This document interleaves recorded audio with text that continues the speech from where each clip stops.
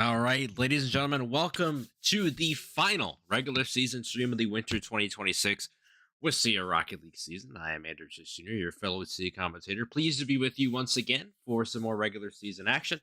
Doubleheader for week 7 to cap this off. We have a battle for a top 8 playoff seed in Division 1 between the Wisconsin Lutheran Vikings and the Hartford Union Orioles. And later on, we will have a pivotal Division 2 matchup, one of many that are taking place throughout week 7, rounds 1 and 2.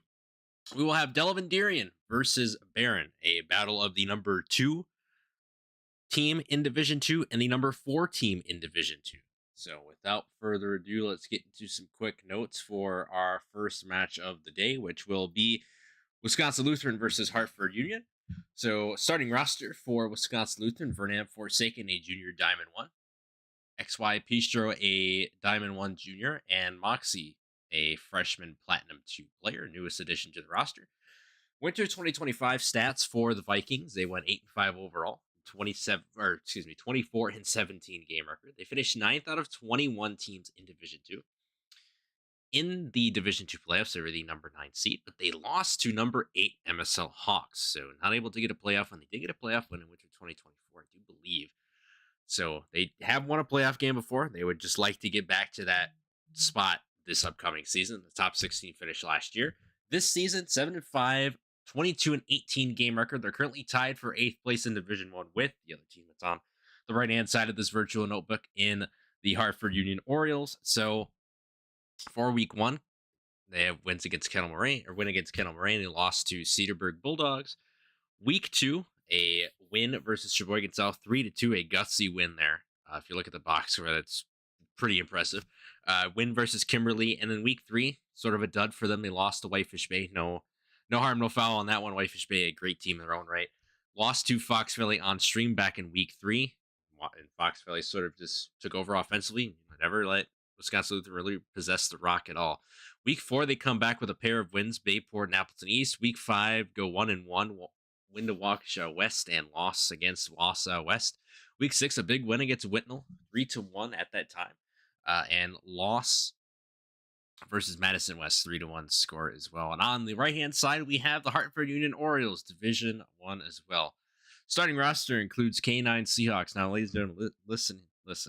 I did not script this to have a player with Kenneth Walker on stream just after the Seattle Seahawks, my Seattle Seahawks, win the Super Bowl. And lo and behold, Kenneth Walker is MVP. I just think that's pretty funny. So K9 is a sophomore peak champion 1. Lil Clueless, a freshman peak champion 1. And Emma is Cool, a junior first year starter, is unranked.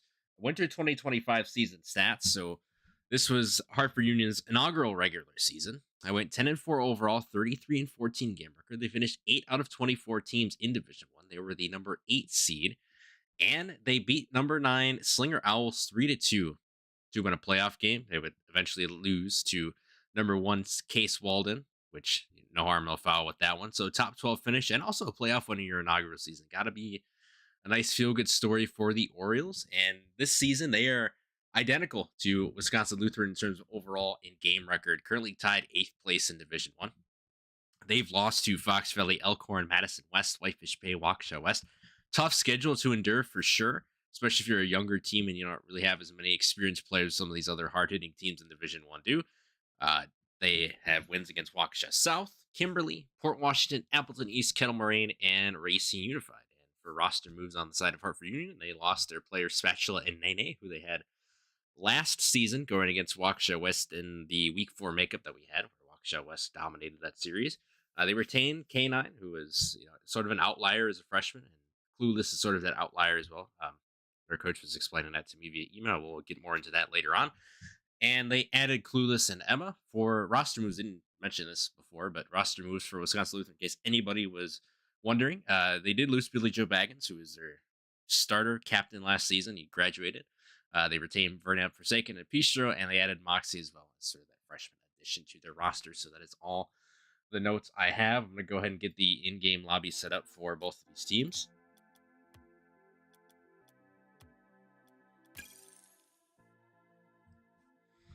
Just to make sure that everybody gets into the lobby here. But yeah, across both divisions, we have a lot of great Rocket League action happening. Obviously, we've got our game, Wisconsin Lutheran, Hartford Union. You've got Wausau West taking on Whitefish Bay, who is going to be a little bit short-handed. I heard the rumblings that Go Milbrew was not able to make it in today, so that'll be sort of a tough outing for Whitefish Bay. Hopefully, they can put something together there. On the side of Division 2, I mean, you got Sevastopol going against Beloit Turner. You've got Delavan-Darien. Their first matchup is against Pacelli, so that's going to be a hard-hitting series for sure. St. Lawrence Seminary versus St. Croix, another good series that's happening in the round 1 window for week 7.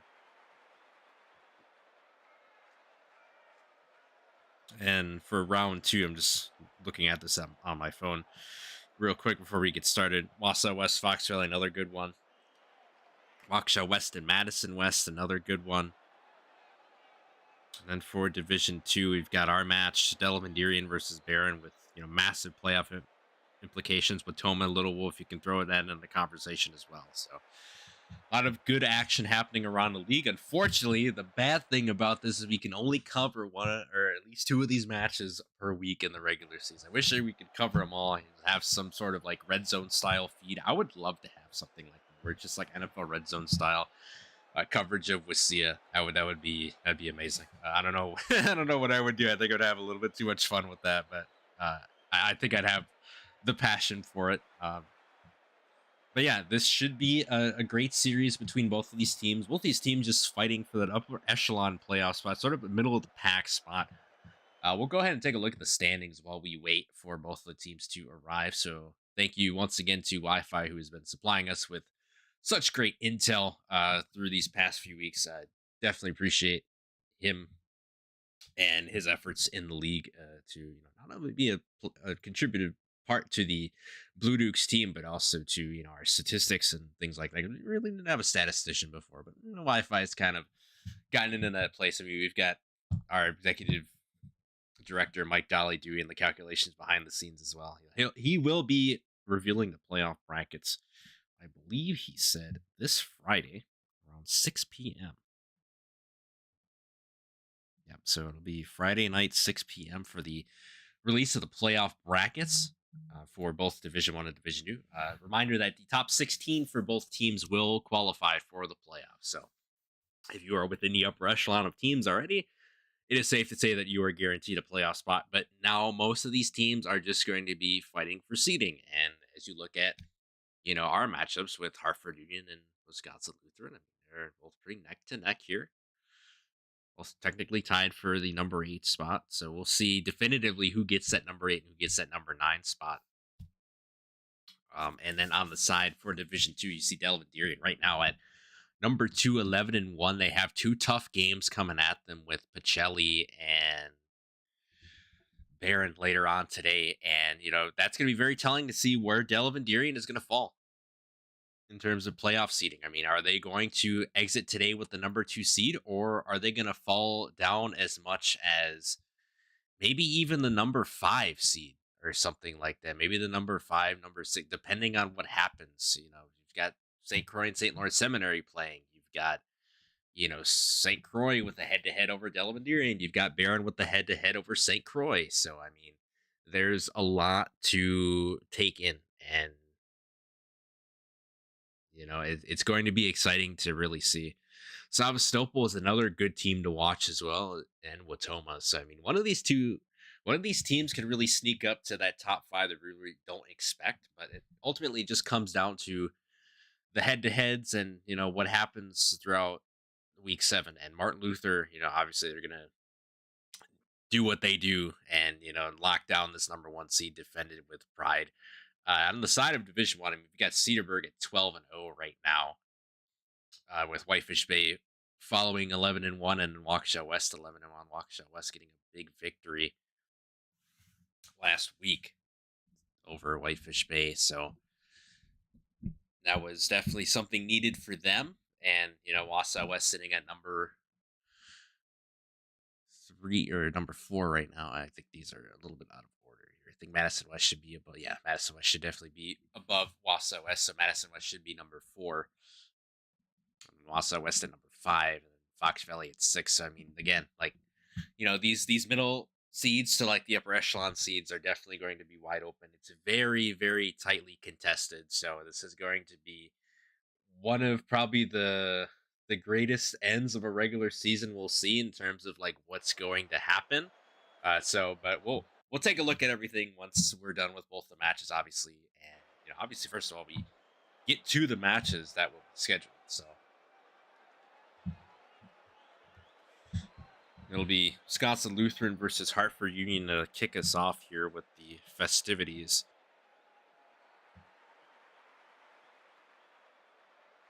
As we see, the Vikings are in the lobby just waiting for the Orioles to make their presence.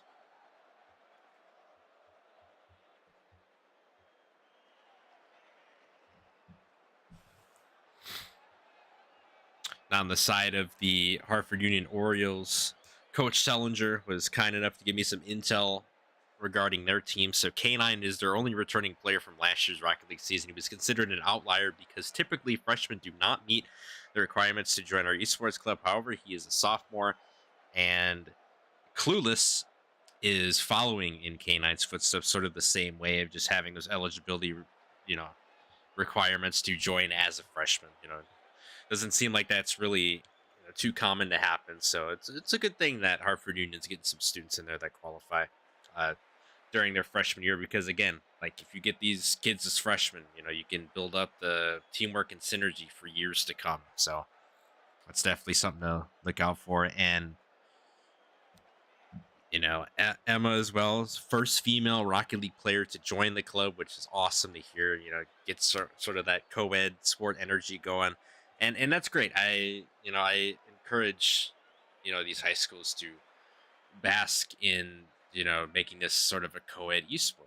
Regardless of the gender of the person, if they love video games and they're passionate about competitions, if they like competing for championships and whatnot, and just for pride. I mean, definitely.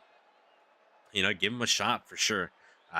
Emma is also an extremely helpful member because she is sort of a jack of all trades, where she can jump from this Rocket League team to the Marvel Rivals team and then to their Fortnite team, Hartford Union, that is. And that's great to have a player who is very versatile, especially if you're going to be in multiple esports titles in Wisconsin. You definitely want to have some flexibility when you can. Obviously, you want to fill out all rosters to maximum capacity if you can. But I mean, hey, if there's that one player that wants to stick around for all 3 esports you're competing in, then, more power to you.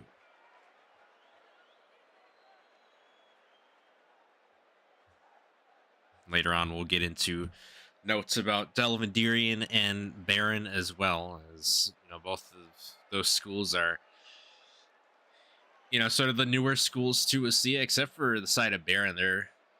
They've got quite a lineage to them. I mean, since winter 2023, when they came in, bursted onto the scene, they've made state every year practically. So they're going to be a team to watch for sure. They're going to be eager to make state. I mean, they've got DB Savage and Lil Truno, who are both seniors. So definitely going to look to make that next push, and what could potentially be their final push toward a state championship. They got very close to it in winter 2023. Remember sitting in UW River Falls broadcasting that Wisconsin Connections Academy and Barron Championship Series. I mean, it was a best of 7, and it was beautiful.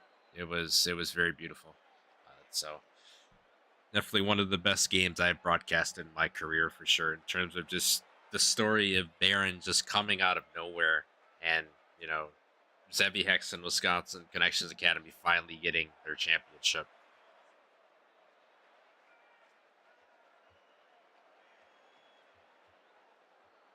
So we're still waiting on Hartford Union to join.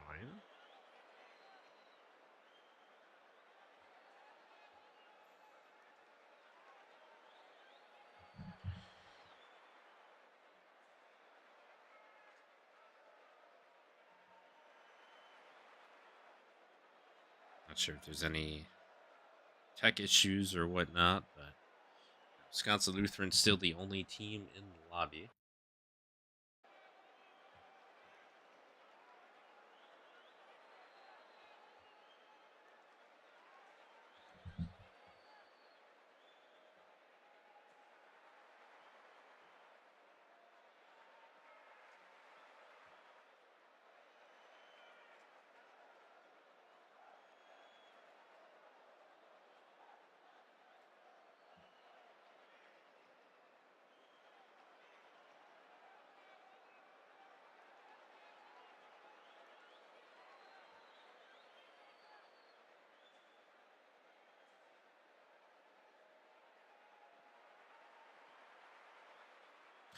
So I'll go ahead and take a little bit of a break, and then we'll be back when both teams are in the lobby. I'm going to get things situated to figure out if there's anything going on behind the scenes. So be right back.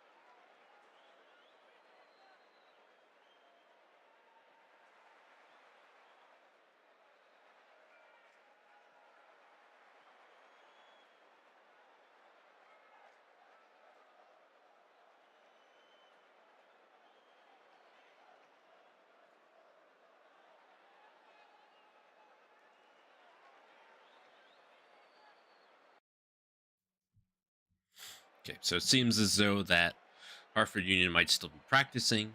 Just getting ready to go here. So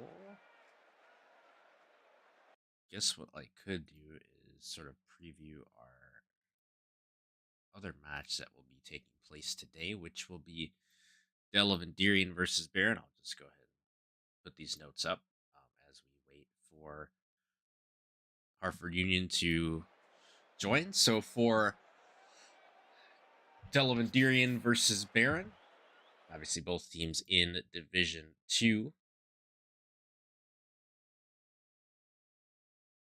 And it's a number 2 versus number 4 seed.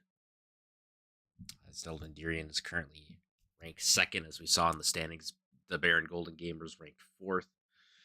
And in the Winter 2026... Oh, hey, here we go. Okay, so never mind. We'll save that for later. We do have all members in the lobby here. Got spectator account for Hartford Union and their players as well. So go ahead and let them...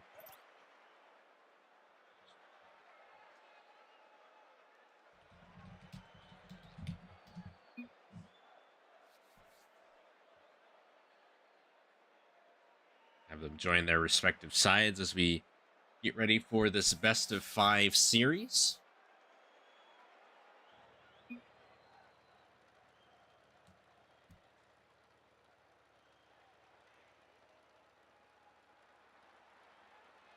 I guess Wisconsin Lutheran not ready yet.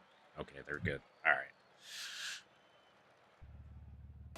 Outside of the delays, we are ready to go with the 4 p.m. Week 7 matchup between Wisconsin Lutheran in the blue and Hartford Union in the orange. And to start things out, Bernam Forsaken going to look to center this one for his team, but K9 off the wall. Looking to take a 50 immediately. Clueless in rotation. He's got a little bit of time. Bernam trying to jump on that ball first. Moxie flips behind the ball. K9 with another solid 50 for the Orioles. Moxie looking to do something with limited boost. He's going to have to... Oh, he's trying to read it off the wall. Not able to. K9 gets it past 2, but Moxie there to catch it. Limited boost, so he's got an opening in the net. Can he put this thing through? And he will. No one's back there for the Orioles. And, you know, Moxie was just like, look at what I found. And just gingerly rolls the ball into Hartford Union's net. And, you know, on the side of Hartford Union, you've got to have somebody back there at all times protecting the net. So, definitely a little bit of a hiccup for the Orioles here to start us out. Moxie with a 50. Clueless with a nice punt. He goes up in the air, but it gets denied. It's Vernon Forsaken there on defense. Moxie turning into position again, but K9 there to play some shadow defense. Bumps it out. K9 putting it in Vikings territory, looking to center this one off the right wall. He's got the center. Oh, but Clueless just a little bit out of position on the offensive side, looking to recenter this ball. K9 coming over the middle, but two players there, Bistro and Vernon Forsaken on defense for Wisconsin Lutheran to prevent Orioles from scoring, at least for the moment. That'll be on Wisconsin Lutheran to sort of clear this ball out of their half. Emma trying to read it off the wall. You never want to really double commit on some of those clears, because when multiple people miss the ball, and just opens for the opposition to score. K9 missing the net twice. Oh my goodness. Thought he had the initial shot. That one goes wide as well. So Hartford Union putting some pressure on this Vikings net. They just cannot seem to capitalize on offense. K9 going up on the left wall. A good demo from Emma onto Moxie. K9 with the demo. The net's open. Clueless is there. Puts it through for the Orioles. Beautiful execution from the Orioles. Back-to-back demos from the side of Emma and K9, and it just opens the door for Clueless to just be a field general, just survey the scene on the goal line and make sure it's through.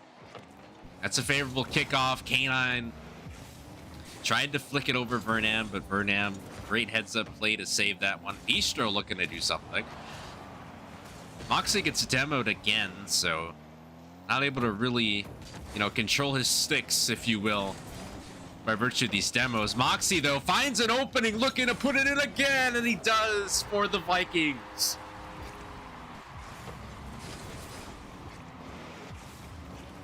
And again, really, outside of the goal from the Orioles, I mean, Wisconsin Lutherans, both goals came from Moxie and came from heads-up plays, just recognizing Hartford Union overcommitting on the offensive side, and that opens the door for Wisconsin Lutheran to do a lot more with the ball, especially in this fast break situation. So, especially for a freshman player like Moxie to have so much poise and composure in those situations is nice. Oh, he misses that one off the crossbar. But I mean, even then, like most of the new players, they just panic a little bit when they're in those situations. They think the net is so free, and then, they take a little bit too much time, or they rush the shot. But Moxie has just been so poised so far in the series, and it's been really impressive to see from what we saw here in terms of improvement compared to the Fox Valley series earlier on in the season. That one's on the goal line. Moxie looking for a hat trick, not able to put it through. Still a lot of time left in this game. So what K9's gonna do. Misses the ball, has limited boost. Clueless also has limited boost. Just kind of caught no man's land. Gets bumped on the goal line, but K9 there to make the play. Clueless missing it. Bistro flips it, and Moxie is just there. What a play. Not sure if that was by design or not, but I mean, that was just, oh man, that a little bit of a mini alley-oop there, if you will, between Bistro and Moxie. Moxie with a hat trick in game one, and a selfless play by Bistro, just, knowing he's not in a favorite position, just say, hey, let me just alley-oop this to my teammate, or just slam it in the Bistro with the demo on the K9. And again, it's more so of Wisconsin Lutheran identifying what they need to do offensively and taking advantage of Hartford Union sort of beating themselves up here so far. They've had some great plays as well. Oh, but you can't let that happen. As Clueless scoring that one. Not sure what happened with the game there, but Clueless scoring that goal. Goal was so violent it shook my whole PC, I guess. I don't know. But 58 seconds to go here. 3-2 score. Vernon Forsaken off the kickoff, looking to put this one through for sort of insurance goal for the Vikings. It's still very close here. Less than 50 seconds to go. K9 over the middle. Moxie going to cut that one off. K9 leaves it for his team, but Bistro's there. Tries to bump one member of Wisconsin Lutheran on offense. Moxie looking for demos. Pistro aimed to carry that ball on the net. Less than 30 to go. A center from Vernam. Moxie's up for it. Pistro sort of in rotation, just looking to see what he can do. Double touch, centering. K9 bumps Pistro out of the way. That's a huge play. Clueless trying to take this one. Gets the 50. K9's in position, but again, no one there to push the ball. For Hartford Union, we're down the mere seconds here. Let's see if Hartford Union can get something off. It's not looking likely. Ball still in play, but it's just knocked down right away. And Wisconsin Lutheran going to take the game 1 victory. Wow. You know, you thought for a moment that Hartford Union was gonna, you know, come back here and get this thing all tied up. And you know, good on Wisconsin Lutheran for just holding out on defense. I mean, Moxie, obviously the star of the show here. 3 goals, 5 shots. And on the side of Hartford Union, Clueless with 2 goals, albeit one of them coming from demos between K9 and Emma. But I feel like Emma needs to get a little bit more involved in this series for sure. And, you know, on the side of Wisconsin Lutheran, just keep identifying the weaknesses on offense. And, you know, if you're Hartford Union, just work to limit how many mistakes you commit on the offensive side, excuse me.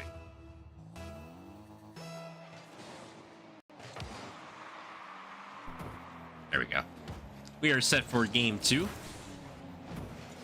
The 4 p.m. stream here for Winter 2026 with CO Week 7. K9 flicking it over. Trying to establish some early momentum for the Orioles. Clueless with a shot, but it's above the crossbar.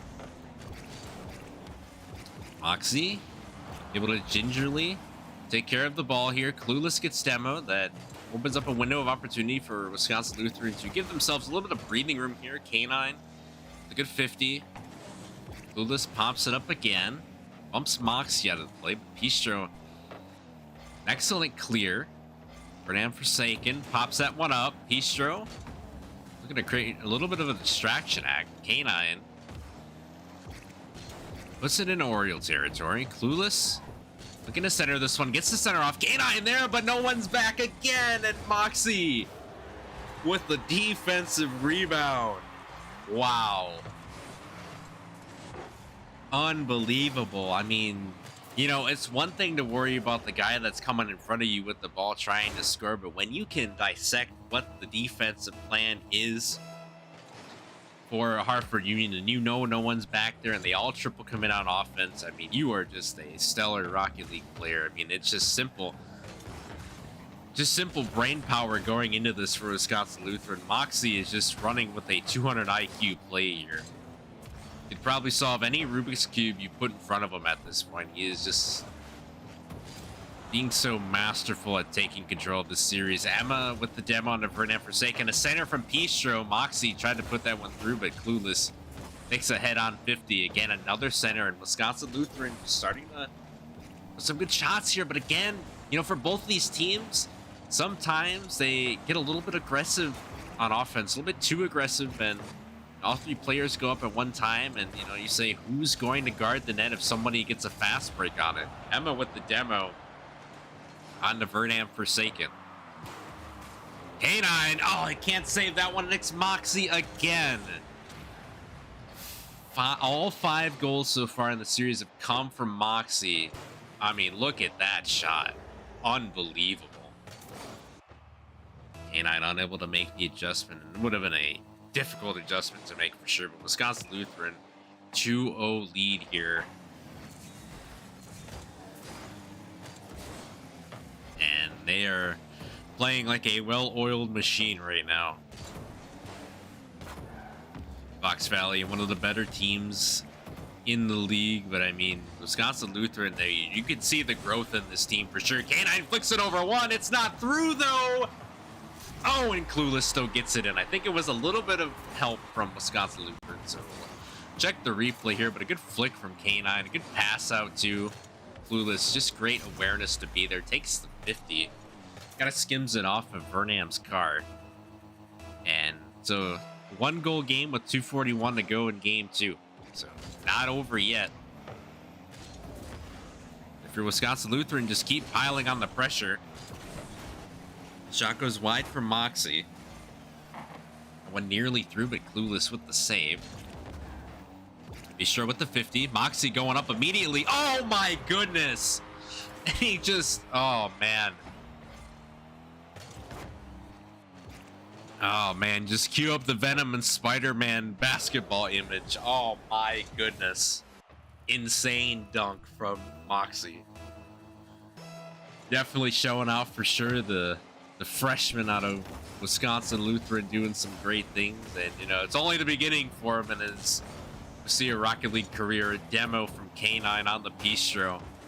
But again, Wisconsin Lutheran is just clicking on all cylinders right now, both in the air and on the ground as well. And, you know, again, just reading what Hartford Union attempts to do on the defensive side and what they want to do on the offensive side. Burnham, that one might go through, but it gets saved by the post. K9, good clear. Burnham gets demoed. Clueless missing the ball. That's a costly touch. Moxie has to back himself up here. K9 with the touch. Clueless has to cut that off, but it's a miss, and Pistro's there, and he puts it through for the Vikings. And again, on the side of the Orioles, I mean, you've gotta establish some consistency on the defensive side. We've seen too many leaks within their system here, and that's ultimately what's costing them here, and it's just snowballing for Wisconsin Lutheran. That's the first non-Moxie goal we've seen out of the Vikings so far this series. Oh, but K9 right off the kickoff cuts the deficit to 2, and yeah, those bounces are a little bit hard to read, but you know, if you're there with enough time and enough concentration, you can get there. So excellent precision by K9, and 1:30 to go here. Bistro puts it through, and it's 5 goals for Wisconsin Lutheran. A back-to-back kickoff goal spree here. Bistro was the first one to it. Just solidifying that lead. 1:25 to go, so time definitely a factor for Hartford Union, but if they get some quick goals here, they could be back in it, but we'll see what happens. K9. Good toss. Oh, that one's on the goal line. K9 puts it in center position, but no one there. K9 puts it through, and again, it's a 2-goal deficit. 1:05 left. Moxie missing the touch off the right wall, and K9 just taking advantage of that, putting it through.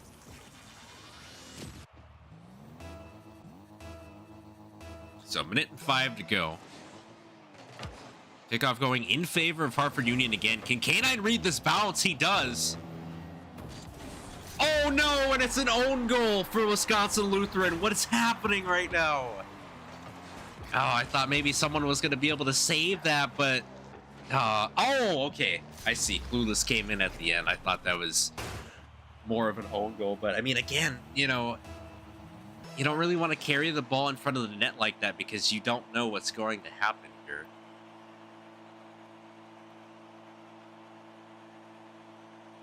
Not sure if my game just froze or what just happened, but...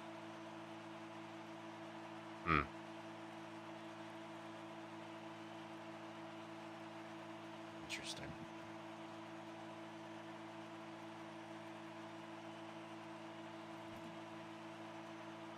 Not sure what just happened here. This has not happened in a long time, so apologies for that, everybody. Can't seem to tab out of Rocket League either, so this is lovely.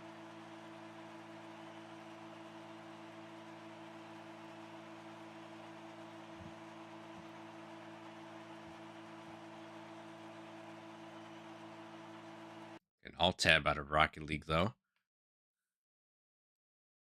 Not sure what happened, so I have to let the teams know about that for sure. Apologies for the tech issue here.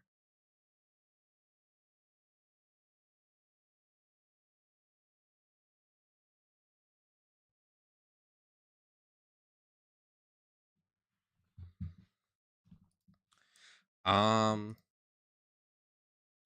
yeah, I might just have to force close Rocket League here. Unfortunately, I think it's what's gonna have to happen. So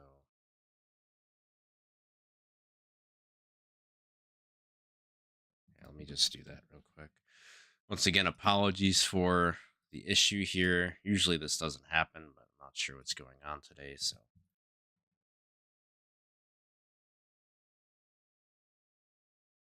just gonna have to situate this out real quick. But what we do know is that Wisconsin Lutheran up 1-0 as of right now. It was 5-4 score near the end of game 2. So see what happens here. I do believe Hartford Union is streaming it on their own end, so I could tune into that and give you guys some updates that way.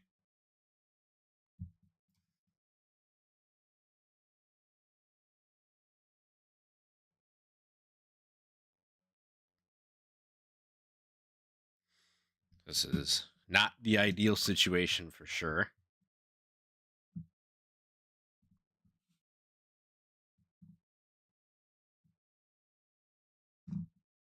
So what I'm hoping is that I can just join back before they start game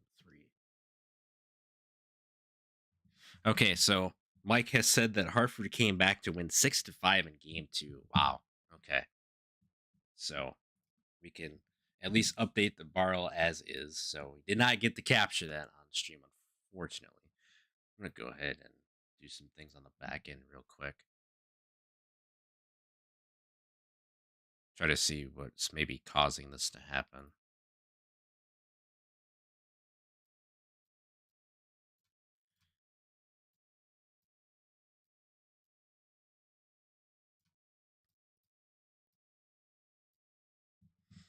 Okay, let me see if I can.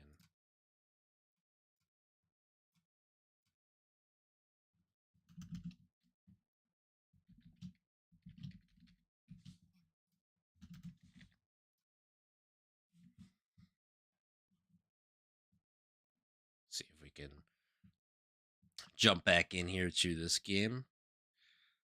All right, here we go. We are back. Flip it to the in game here. All right. So let's just pretend that nothing happened here. And wow, look at that. Hartford Union now up 3-0. Put the game audio back on here. Wow. So obviously a lot has happened since the disconnect. So Hartford Union has some momentum, but Pistro puts it back through for Wisconsin Lutheran. So 1-1 series right now. 3-1 score. It's Hartford Union on top. We're not even a whole minute into game number 3. K9 looking to put this one in center position. Vernon forsaken. Find sort of a leak in that back line for Hartford Union again. And boom, Pistro there takes on some contact for a second goal. And, you know, I got to believe after that comeback that Hartford Union had, that Wisconsin Lutheran did not like that result at all. You know, just giving away that 5-3 lead that they had. You know, the 5-4 after, you know, the clueless 50 against Pistro before my PC decided to, you know, crap out on me in terms of loading Rocket League. Not sure again why that happened. Turned down a couple settings, but Pistro is not turning down his momentum. It's now 3-3 tie game here after a lead from Hartford Union. So both sides sort of having big leads and then sort of losing them as well. So this is a pretty evenly contested series in my mind, and gonna make matters even more relevant. Both teams are tied for both overall and game record heading into this one. So a couple demos ring across the feed. K9 with the demo on the Pistro. Emma with the demo on the Moxie. More demos. Vernam demo onto Emma. little over 3 minutes to go here. Bistro missing the touch, but Verdam there to pick up the slack. 50. Demo from Pistro. On to Emma. Clueless missing where the ball is. K9 though. Last line of defense. Just bangs it off the corner. Moxie there. Oh, but he misses the touch.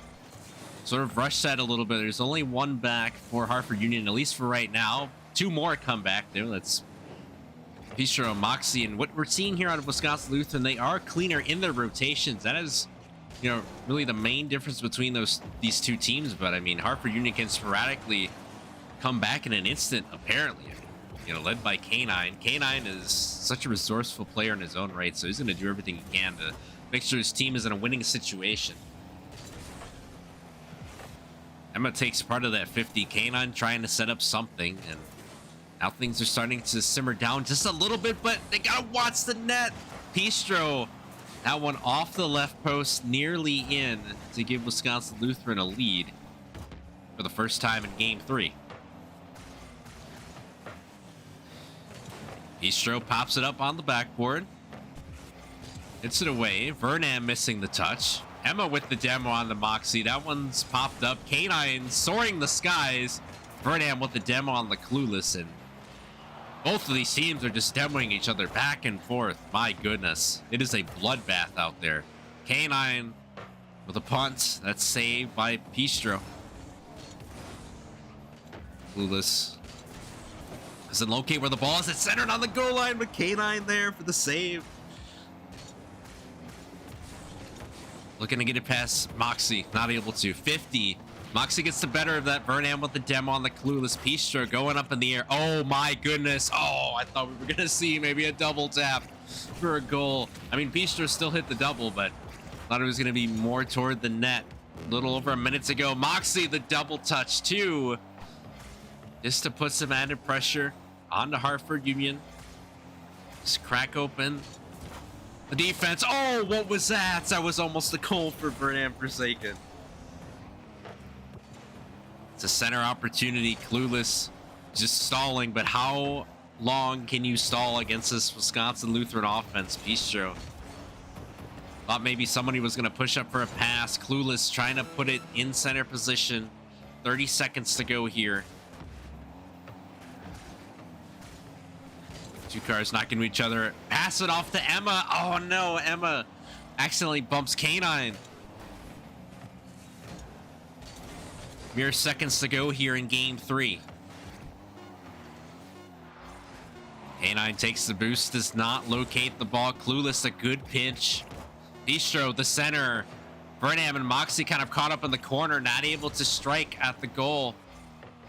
Oh, that ball's still up. Oh, K9 centers it. He centers it for Clueless, but oh, it's no good. Oh my goodness. That was such a great play from K9, just falling short. Moxie, though, he calls game.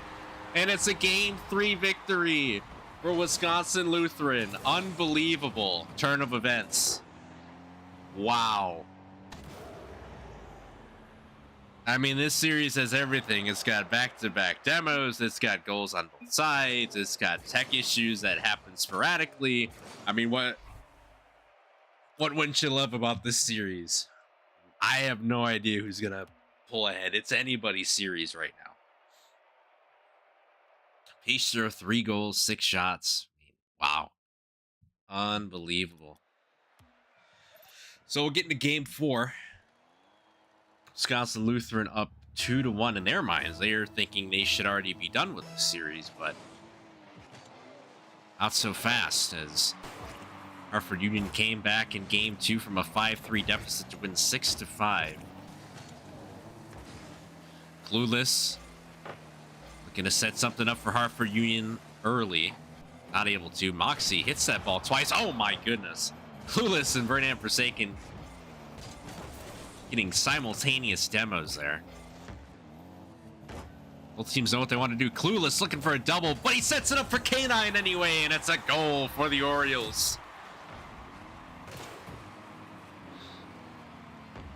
Just a good pop-up pass from Clueless. Thought maybe he was going to go for something exotic, but just going for the simple conventional thing that works. And K9 is there. And obviously, you feed K9 the rock in Rocket League and in real life, even in the Super, of course. K9 flicking over one, gets it past two. Moxie, the last line of defense, at least for the moment, does his job. Takes a 50. Vernam there. Emma just trying to cause chaos in the demo department. Pistro looking to take a 50, but K9 with a great save. Good bump by Vernam. I think that seems to be the strategy for Emma. Sort of just be that disruptor on the field at all times. Moxie the save. Vernam gets it demoed by K9. The ball's at midfield. K9 takes it toward the right corner. Centers it in front of Wisconsin Lutheran's net. Pistro there for the save. K9 looking to save this one. Oh, just could not cut it off in time. And an equalizer for the Vikings. Now, Pistro just knew he was a step ahead of K9, just putting it so far in front of him where it just would have been a very tight adjustment to make for the save. And again, just, these heads-up plays on the offensive and defensive sides for Wisconsin Lutheran have kept them ahead. But again, you want to stay consistent. That has been sort of the problem with this team, is just being consistent. And the way to start doing it is to, minimize or eliminate mistakes on defense. But as I say that, K9 just saying, hey, we found something on the defensive end here. And just an unfortunate touch from Vernam, and that just sets up K9 beautifully. Like I said before, with K9, a very resourceful player, just keeping Hartford Union into this. Oh, clueless. It's a little bit risky there on the kickoff. K9 looking to center this one immediately, and it's just back and forth, back and forth. This is what everybody expected the Super Bowl to be, just back and forth scoring on both sides. Emma demos Moxie. Clueless.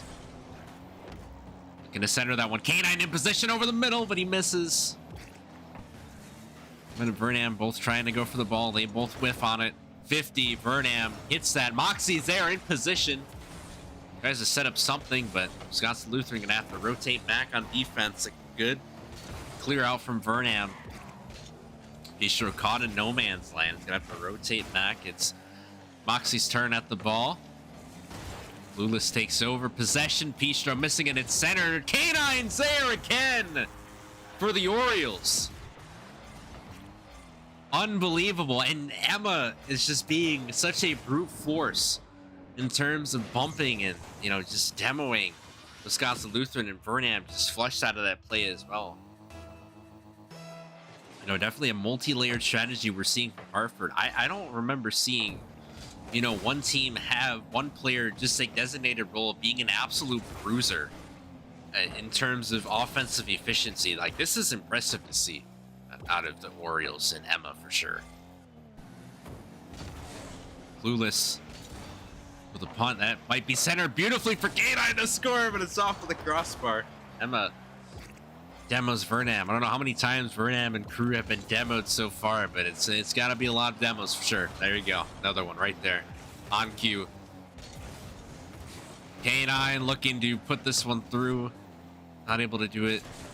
2-goal deficit.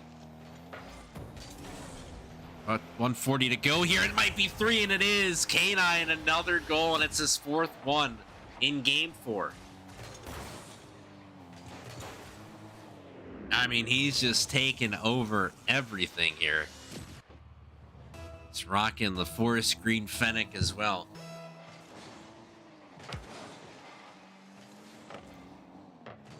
Favorable bounce for Wisconsin Lutheran off the kickoff. Oh, Pistro tried to piecemeal that one through, but not able to do it. Not enough time or space. Moxie, the demo. Pistro, good clear. Clueless has to turn on this one. He makes the adjustment. What we're seeing is Hartford Union being a little bit more comfortable. Oh. But can't get too comfortable as Vernam Forsaken make you pay for it. K9 with limited boost, not able to do much there. kind of at a disadvantage, letting Wisconsin Lutheran cook on offense and cut their deficit to 2 here. Moxie, the demo on the Emma. Clueless looking to flick this one up. Oh, and that one is... Oh, it's through for Wisconsin Lutheran. Pistro, a second goal, and Clueless was just trying to flick this one over Pistro, and Pistro was like, nah, not today. The Kimbe Mutombo style on defense, and immediate scoring opportunity for Wisconsin Lutheran. Puts the team within 1 minute to go here. Wisconsin Lutheran looking to shut this thing down in 4 games. Burnham, the demo, K9 needs to save this. He does. Moxie almost won a challenge against 2 Hartford defenders. That would have been huge. Pistro, full head of steam. K9 pops that one up. Pistro, the demo on the Clueless. You're going to see a lot of demos come out of the side of the Vikings. You've got 2 consecutive from Pistro. Moxie looking to take this one. Taking advantage of the players just spawning back in. Pistro looking for another center. Nobody there for Wisconsin Lutheran to really connect with the ball here. Ball goes over Moxie. Pistro pops it up. Burnham tips it up as well. 8 seconds and counting to go. Wisconsin Lutheran looking to tie this one up. A huge clear from Clueless, but again, have to do more work on the defensive side. 0 seconds to go here. See what happens. It's a center opportunity. K9 keeps that one up, but it's going to touch the ground, and Hartford Union going to take game 4, and we are going to a game 5.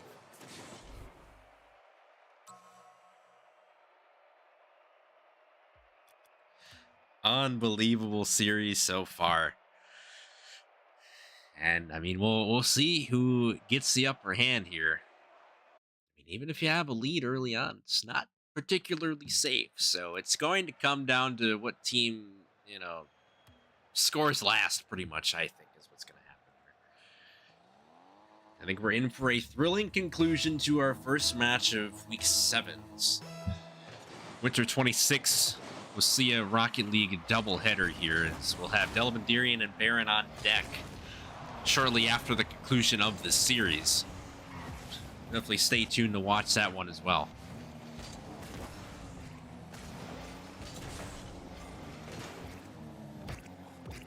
Pistro looking to 50 this. K9 positions his car well enough to prevent Wisconsin Lutheran from getting a free look. K9 limited boost, gets the boost from the right corner, steals it from the Vikings, puts it center position, but no one there to make the play for Hartford Union, and everybody will just race back.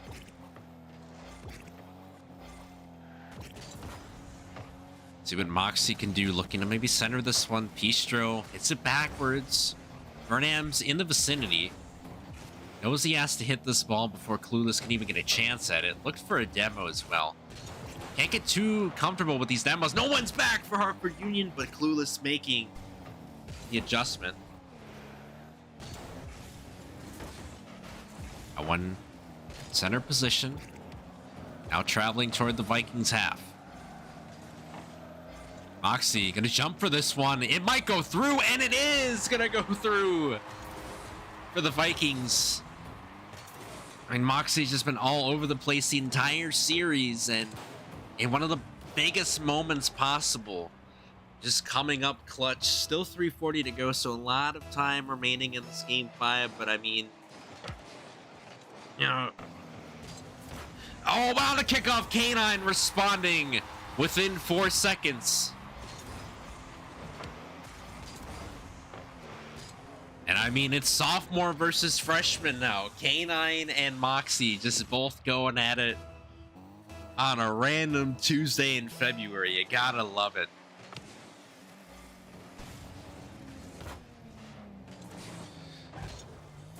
So it's tied 1-1. Vernam off that right wall. Gonna look to place up a center. Pistro does that, but again, limited boost for these players. Except for Moxie, who's got about half a tank. Steals the boost from Hartford Union's half, and you know that's one thing you got to do for Wisconsin Lutheran. If you want to establish consistent momentum, you've got to boost starve your opponent. And Moxie again with another goal.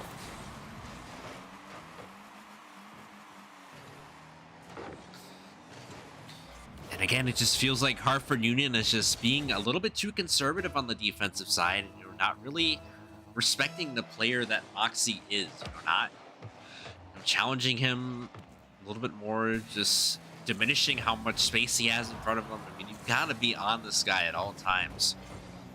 Especially if he's going to, you know, trick you with the bounces he puts on the ball and things like that. Clueless! Alley-oop to K9 and it's through! Unbelievable. The glitz, the glamour on that one for Clueless off the right wall to just alley-oop at the K9, and the dream is still alive for Hartford Union. It's 2-2. Moxie the demo onto Emma. That'll relieve some pressure for sure. K9 looking to center this one. Good closeout from Vernon there. Moxie, loses control of the ball. Pistro picking up the slack, the juke, the center, and the goal for Vernon Forsaken. Do you believe that's only Vernam's second or third goal of the entire series? But nonetheless, Vernon Forsaken making a name for himself too on this team.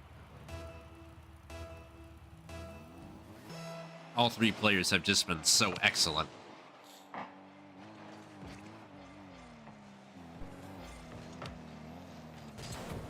See what happens in this last 2 minutes and change.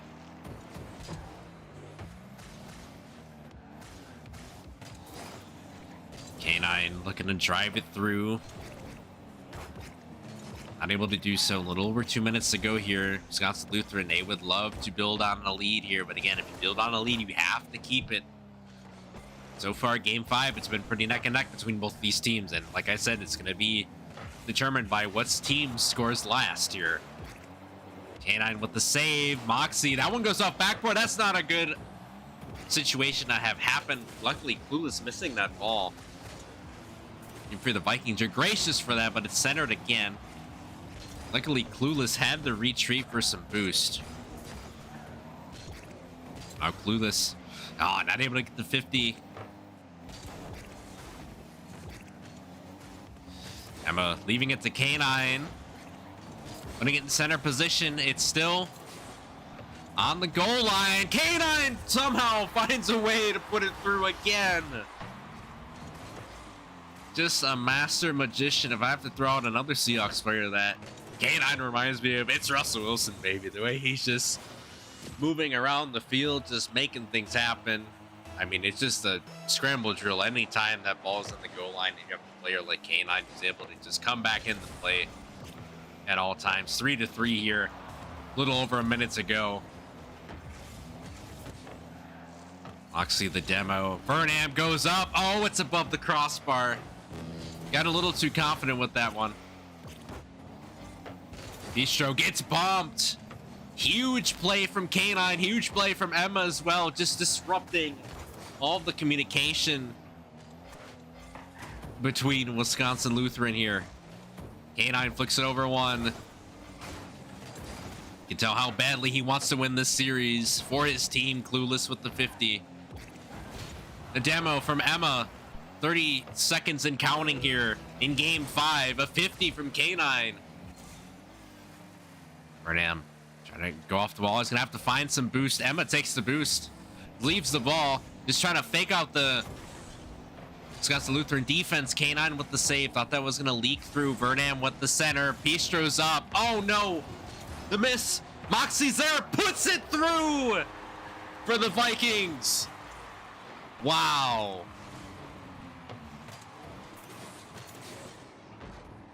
Just when you thought nobody was going to hit the ball, Moxie, ice cold, puts it in the net. 8 seconds to go here, and that's got to be so disheartening for Hartford Union here. Just a second left here. See if K9 can keep this ball up. It's going to be hard to do so. It's going to drop Wisconsin Lutheran 3-2 series win. What a series from both teams. I think this might have been the best or one of the best stream matches we've had all season. Wow, unbelievable. I wish I would have caught the end of game two before the game decided to bug out on me. But I mean, what a series from both teams.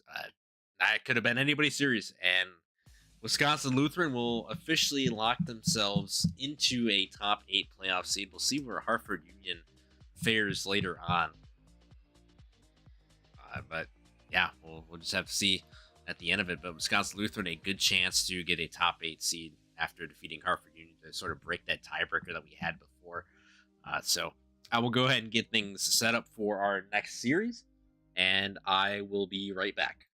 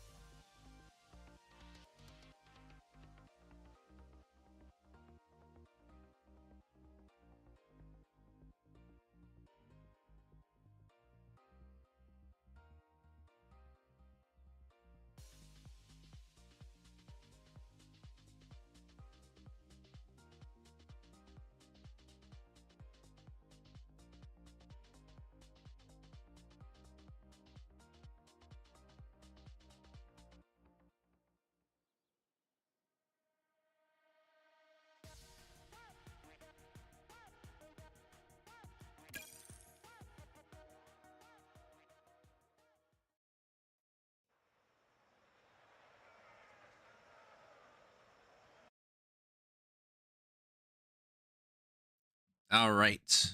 I have returned. So now we can go ahead and look at the notes I have for Delavan-Darien versus Barron. So obviously, these notes are made before both rounds of each week are started. So obviously, this is now going to be a little bit outdated. So I'll go off the notes I have. So for the Comets, starting roster includes Aiden Voltic, a junior champion 1, Veer Cookie 31, a junior diamond 2, and Evan, a sophomore diamond 2, dark blooper. With their 2026 statistics for Delavan-Darien, this is their first with CS season. 11-1 overall, 34-5 game record heading into today. They were ranked second in Division 2 standings. For week 1, 2 wins, one against Freedom and a forfeit against Seymour. Week 2 wins against Rhinelander and Nakusa. Week 3, a huge win against against St. Lawrence Seminary, who has seemingly just come out of nowhere. A win versus Phillips Loggers. Week 4, they were featured on stream, a 3-0 victory against Brookfield Academy, and a win against the Deerfield Demons. Week 5, a win against Williams Bay, and a loss to St. Croix 3-1. That is the only upper echelon team they've played besides St. Lawrence Seminary. So they played 2 upper echelon teams in Division 2. And they wrapped up week 6 with wins against Thorpe and Gibraltar. So some fun facts about Delavan-Darien. Approximately 570 to 580 students with a student-teacher ratio of 13-1. And they're known for their financial literacy, as Delavan-Darien received the Governor's 2024 Financial Literacy Award as they host reality fairs to help teach budgeting to students. And it's so important, especially in today's world. Managing today's economy, definitely want to have some of those skills developed for your high school student, or just in life in general, just to have sort of those instances will definitely help you. So I see Delavan-Darien beat Pacelli 3-2, and St. Croix swept St. Lawrence Seminary. Sevastopol took down Beloit Turner 3-1. So Delavan-Darien's now 12-1 on the season.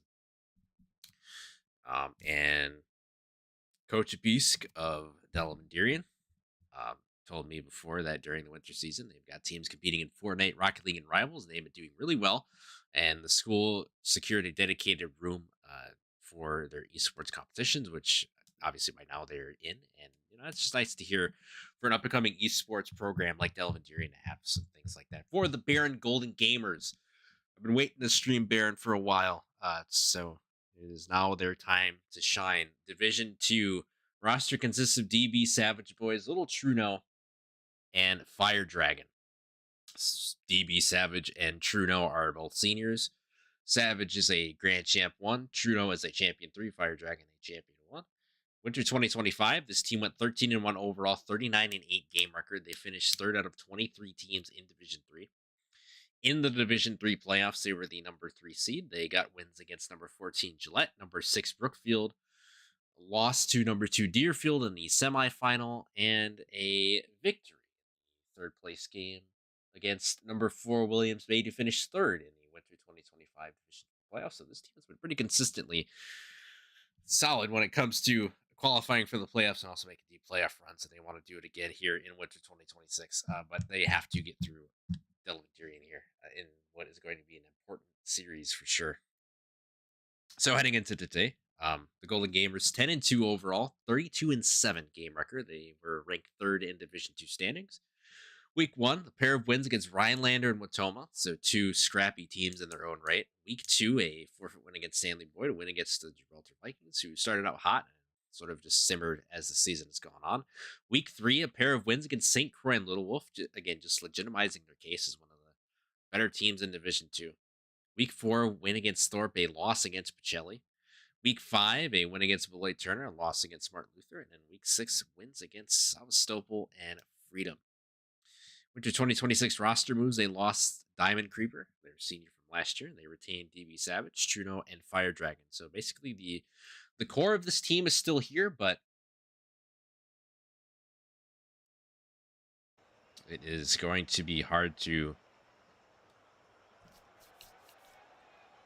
keep that consistency going when DB Savage and Trudeau are graduated after this year. So we'll have to see what the future holds for the Barron Golden Gamers. But as of right now, I mean, they're still hitting their stride. So we'll see what ends up happening. We have the Barrow overlay updated, the proper information, Delavan-Darien Comets on the blue side, and the Barron Golden Gamers on the orange side.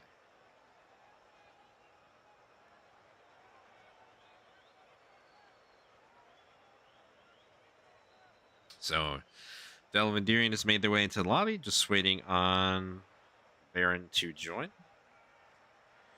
And again, what a series from Wisconsin Lutheran and Hartford Union. Absolute cinema, as me and the Gen Zers would say. Just absolute cinema from both teams. I mean, from the onset, it was going to be a close series. I mean, Wisconsin Lutheran scraping by that game 1 with a 3-2 win, and then for Hartford Union to come back from a 5-3 deficit late in the game to take it 6-5, and just see the rest of that series play out was just insane to see for sure. Wisconsin Lutheran taking control of the series for a little while, and then all of a sudden it's up to game 5, and then Wisconsin Lutheran just holding out on defense with the last 8 seconds after Moxie was dropped in what was the game-winning goal, and just insane. Hats off to Moxie in particular, too. A lot of goals in that series, especially for a freshman player. Showed out for sure.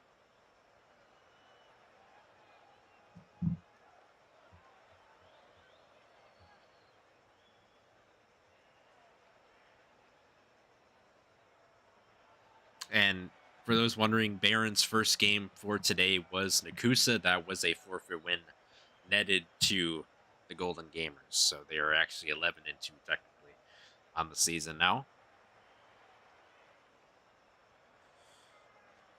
And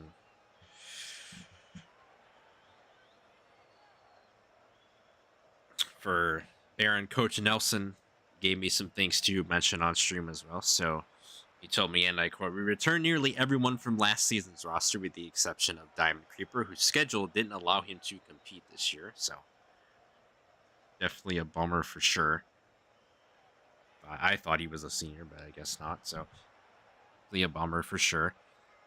Returning from last year's state qualifying team are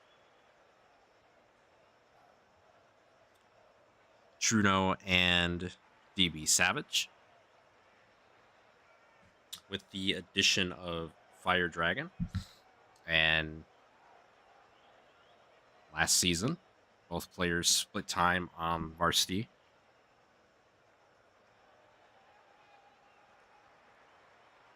And then outside of esports as well for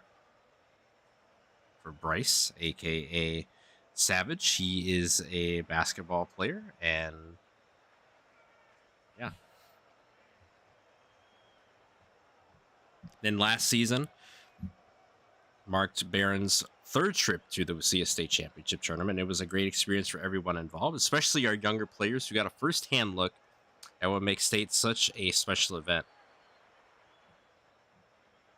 For both Bryce, DB Savage, and Chase Little Struno, who also competed in the previous state appearance. It was another valuable learning experience that fueled their drive. Finishing third last year lit a fire under this group. They're hungry for another shot at the state title and want to make the most of this final opportunity. Like I said before, we have 2 seniors who have been on the roster for a little while, and they've had a taste of state championship competition. You want to end that off with a championship for sure. So it's going to be a long road for Barron. Obviously, having this match against Delavan-Darien will be a tall task for sure.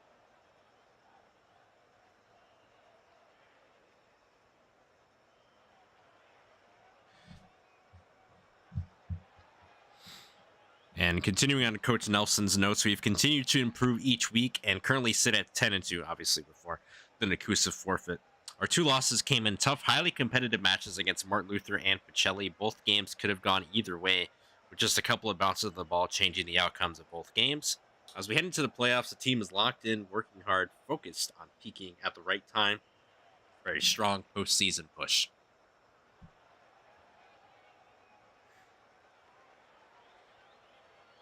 And that's all you can really ask for your team at this point. I mean, again, Barron has been a consistent team in Wasilla since joining in winter 2023, so 3 years ago now, which is pretty wild to think about, actually. So,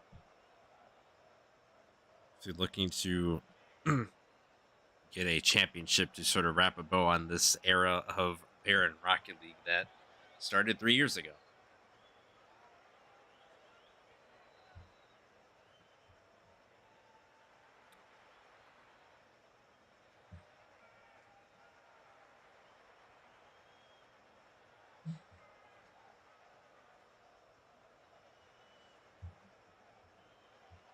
Barron is probably still warming up here. It is 5 p.m., so I should be getting into the lobby here shortly.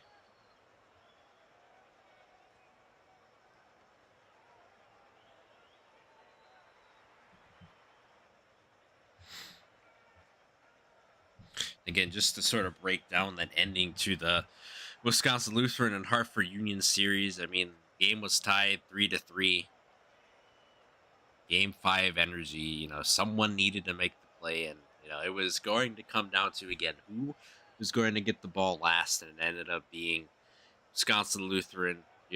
Moxie Tuchel, their freshman player, only ranked Platinum 2, just showing out tremendously, and it just shows how much improvement Wisconsin Lutheran has made this season, and I believe they've already matched their record from last season, the 8-5 record. So I mean that's a model of consistency for sure. The big thing for them obviously is to win a playoff game. So we'll see if they can get that job done.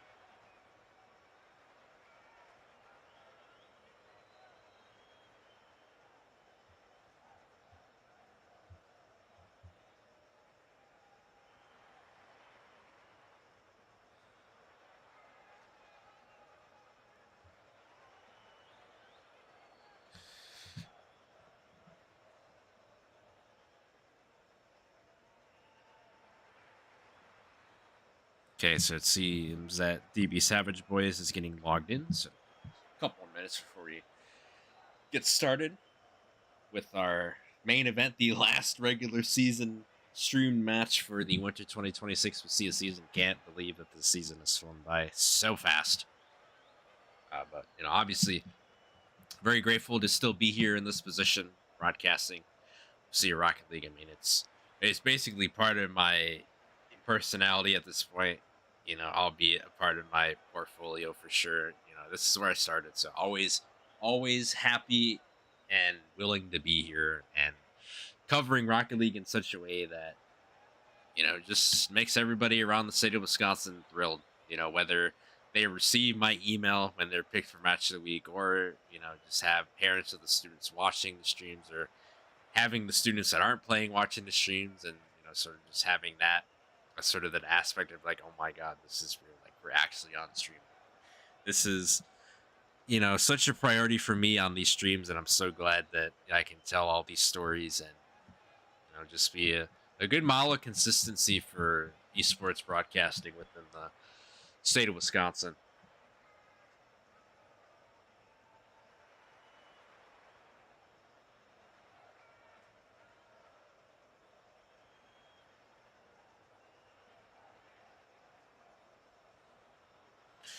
Speaking of which, I will say that I will be a speaker at the upcoming Wisconsin Esports Summit on March 17th. So if anybody is interested in, checking out my shoutcasting panel, be sure to come along and see it. It'll be a lot of fun to sort of break down, what goes into, me broadcasting esports, whether it's for here, whether it's for Carthage. So I definitely can create a lot of stuff with a good slideshow presentation. I've got so much stuff, and my note sheets are easily transportable. They're on Google Sheets, so got them all saved in my PC, so that'll be easy to slap on a presentation as well. I've done some notebook work too for Carthage. And just bring in a notebook that's filled with notes on whatever esport I'm calling, whether it's Rocket League, Overwatch, Rainbow Six Siege, Smash, you name it. Just delving into statistical analysis, and when there's an actual qualitative narrative to tell, that's always at the forefront too. I mean, even with the microblogging I've done so far for this season, it's more so of just saying, hey, to contextualize this team is new. Just tell everybody what their main drive and focus is in joining the league, and also just going for wins and playoff spots, things of that nature, and just really telling that story. If there's like a big heated rivalry, if two teams are facing off against each other that have faced off multiple times in the regular season, they find themselves in the playoffs, something like that. So it's always nice to add to sort of that storytelling aspect of esports, and I think more people need to start leaning into that as well, that storytelling aspect. I mean, it's one thing to call the game as it is, but I mean, if you can build sort of that story off of it, it only increases the eyes on the product even more. Not sure why Delavan-Darien member joined the team here. Barron is still not in the lobby. And so I'm wondering if there's, you know,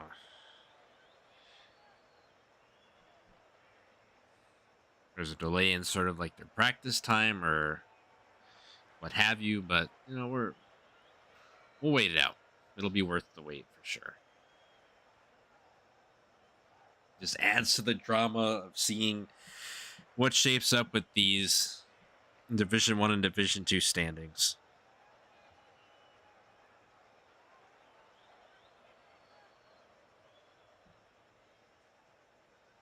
So Wausau West did sweep Whitefish Bay 3-0.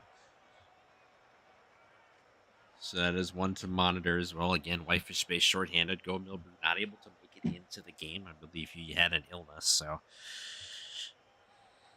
it's obviously not good. And obviously you want to have your players on site competing, so understandable why he was not able to be there.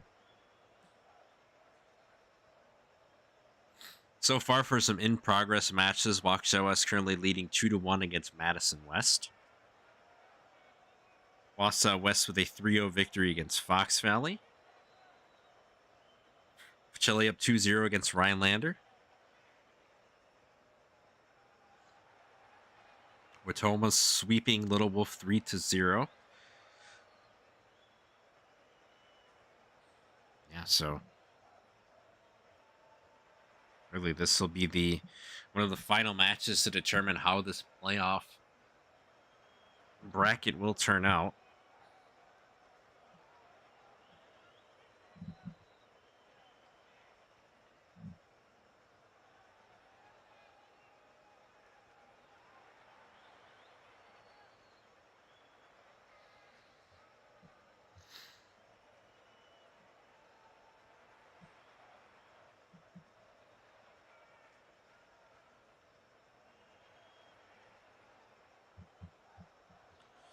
I just know Delavan-Darien is just eager to get this series going. I mean, you know, for them, this is the positive because they come off of a close series against Pacelli where they win 3-2. So now they have a little bit of time to relax a little bit and just prepare for another gauntlet of a series that's going to be against Barron. So, I mean, for Delavan-Darien to take down Pacelli, it's a quality win for sure. But a win against Barron will solidify them as a team that can overcome the odds with, learning how to deal with sort of that adversity factor. So we'll see what happens.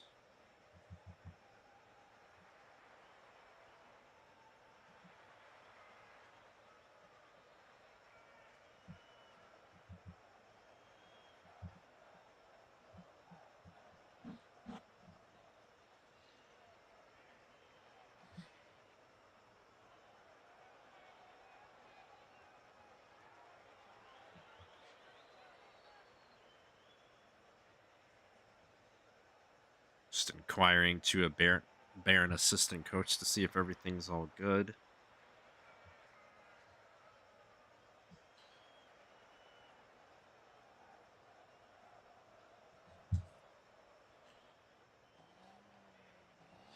All right, and Barron is now in the lobby officially.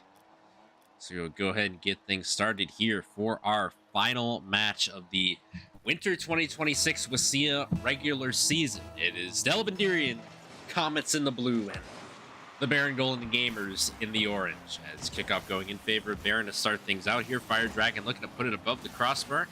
Taco Bell Legend there to make the save. Baltic gonna clear this one away. Dark is there to try to do something. Truno, though, in the air, looking to set this one up. Runs out of boost, though. Savage was a nice cutoff there. That ball goes past him. Voltic looking to flick it over. Fire Dragon, and he does. And it's 1-0, just like that for the Comets. Just a nice solo play from Voltic.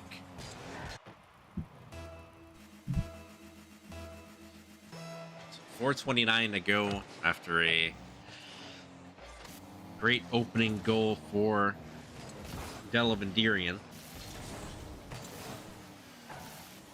We'll see how the Golden Gamers will respond. And last time we had Barron on stream, they played in a highly contested best of 5 series against Little Wolf, in which Truno and Savage Boys were a part of alongside Diamond Creeper. They were able to shut down Little Wolf within mere seconds of Game 5 play, so be surprised if a series involving Barron goes 5 games. For better or for worse.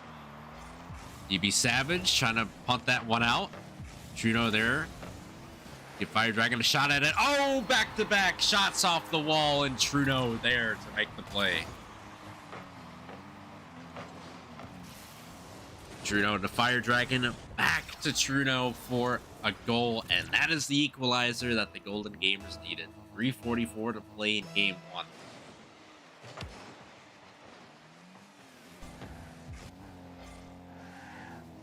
See Fire Dragon looking to push this one.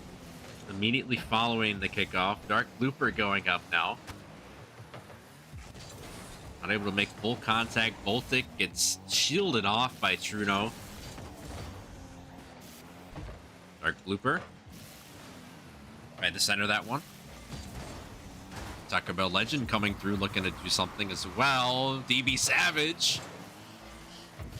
That wasn't nearly in, but falls wide of the net. Fire Dragon soaring in the skies. Not able to get a double move on that. That's open for Delavan-Darien. Taco Bell Legend can't find the angle though. Gets 50'd off by Truno. Dark Looper, the center off the backboard. Truno getting a little antsy there at 50. Taco Bell Legend looking to flick it over DB Savage. What a save! And that saves another goal for the Comets, at least for now. Dark Blooper. Oh, we almost found the angle. Fire Dragon passing it down directly to Truno. The net's open. And unfortunately for Barron, everybody had to go back except for DB Savage. A double tap falls just short of the net, though. Fire Dragon looking to hit this one, and he does. The rebound going to Fire Dragon, and it puts Barron up 1. Just look at that concentration. Beautiful. And he's rocking my goal explosion as well with the butterflies. It's nice to see somebody else have that one equipped too. I have Tactician on mine, and it's got about 5,000 centers on it, so. Dark Looper looking to go for the quick goal. Not able to put it through. Less than 2 minutes to go here. A good 50 taken by Fire Dragon. Taco Bell Legend looking to center that one. Kind of loses it in transition. DB Savage puts it up. Dark Blooper. Great defense.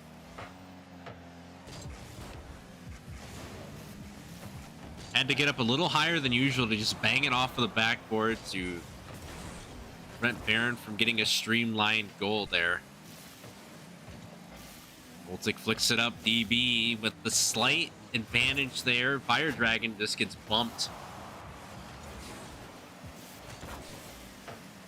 DB Savage is looking to center this one, but Voltic there on the wall with about 50 boost. Well, uses most of it there. DB Savage trying to fake out Taco Bell Legend. He's not falling for it.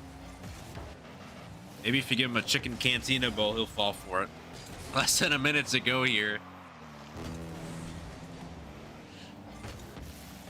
Voltic looking to center this one for Taco Bell Legend. Almost going rogue for the double. Fire Dragon finds an opening. Oh, and Truno comes out of nowhere to put it through. I thought for half a second Fire Dragon was going to be short on that one, but Truno, unbelievable sense of urgency. I don't see a lot of Rocket League teams do that. You know, Truno is such a shifty player. He's everywhere on the field, and not surprising for him to be there in that moment, but just one of those things that just wow you if you're a casual viewer. Truno there again, and he puts it through for the Golden Gamers. Fire Dragon with a playmaker this game, meaning he's got 3 assists on the board, and why not? Truno taking on all kinds of contact. 4-1, 35 seconds to go.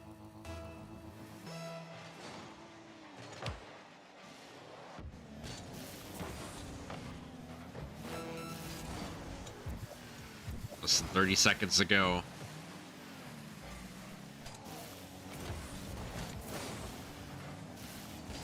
See what happens here and see if Barron will put one more on the net. As Delavan-Darien will have to rethink their strategy for game 2 here. They did have a 1-0 lead, but they allowed 4 unanswered on defense, so it's going to have to be something they figure out how to deal with and minimize for game 2, as Barron winning game 1 4-1 here. It's little Truno, the star of this one. 3 goals on 2 shots. That's how good he is. He's got more goals than shots. Fire Dragon, 1 goal, 3 assists, 3 shots. Savage with 3 saves on the defense. So, I mean, it's very complimentary for the Golden Gamers. See what happens in game 2. Kickoff going in favor of the Golden Gamers. Dark Blooper with a strong punt that's going to waterfall down, actually. No one going to bite on it for the Comets. Dark Blooper looking to maybe double tap this one in. No, it's just going to go through if Truno was not there to make the play. So, right on him to stay there. Now Barron getting a little clumped on defense. Dark Blooper looking to take a shot. Gets 50'd off, though. Not enough room to take a strong look at that one. Truno off the backboard. One there to push up for Barron. Truno with the demo on the Voltic. Good save by Fire Dragon. Fire Dragon fakes out Dark Blooper, but Taco Bell Legend comes running in there. Tried to put that one through. A save by DB.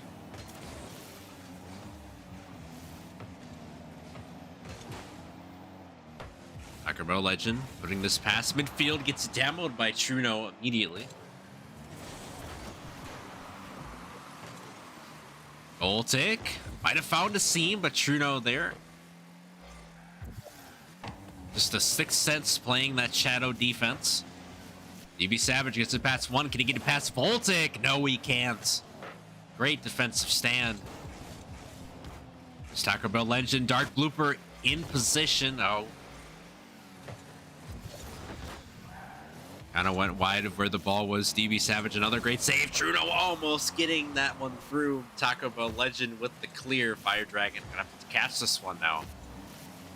Does so. DB Savage flicks it up. Just stalling. Oh no, Fire Dragon misses, but luckily DB Savage is there. Taco Bell Legend, though, is keeping the pressure on the Golden Gamers net. Comets are well in this game, too, here. Taco Bell Legend with the double touch off the wall. Not enough to net a clean center opportunity. Voltic 50s. Fire Dragon. Truno over the middle. Nearly put through. DB Savage looking for the double. Slow roller. Oh, what a bump. And Fire Dragon scores.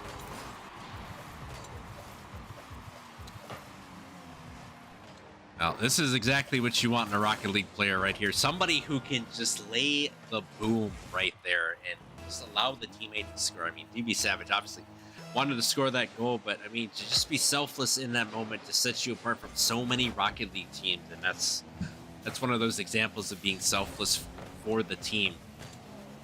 They say there is no I in team, and you know that's been the common theme I've seen so far in these matches so far. There's no I in team. And, you just want to have consistent teamwork. You want to have your players have designated roles on the team and, you know, understand how to fulfill those roles. Truno with a demo.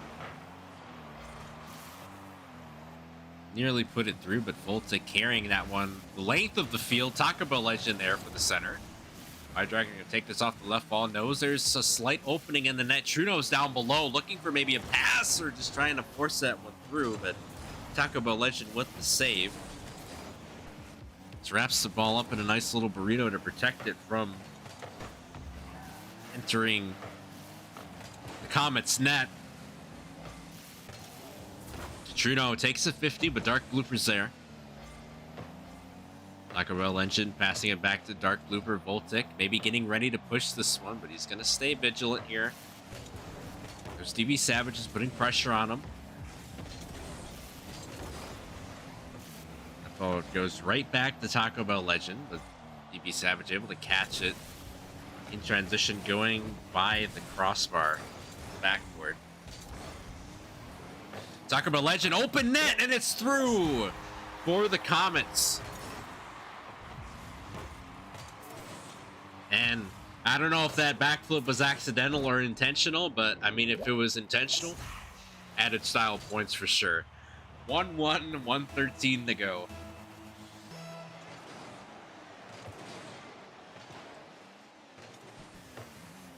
Trino passing it immediately to Fire Dragon. Negating to take the initial 50.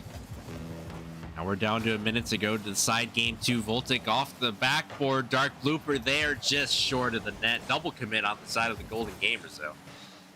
Got to be mindful of that. Truno there beats Taco Bell Edge to the ball. Dark Blooper going to take the mid boost. DB Savage there fakes out one. Can't fake out the other one. Taco Bell Legend almost scoring a second goal. DB Savage the demo on the Voltic. Truno's there. DB Savage there as well. Just can't get anything to materialize. A 50 from Dark Blooper. He gets 50. Comets going backwards here. Truno trying to get the center, but Taco Bell Legend a crisp 50 there. Truno, the demo on the Dark Blooper. The net's slightly open. Can Dark... Oh my goodness! Dark cannot defend that, and DB Savage will get the goal for Barron. Wow. I thought maybe Dark Blooper was going to be there in time to save that, but no. Different story. DB Savage puts it through on offense. 8 seconds to go here. Gotta just hope and pray if you're the Comets. That's off the backboard. Oh no! And Taco Bell Legend not able to put it through. Man. That was a thrilling ending to game 2 as Barron leads the series 2-0. And, you know, especially after coming off a highly contested series against Pacelli. I mean, Barron is still just clicking on all cylinders. They're locked in, as Coach Nelson says. And, you know, see if they can keep it going here.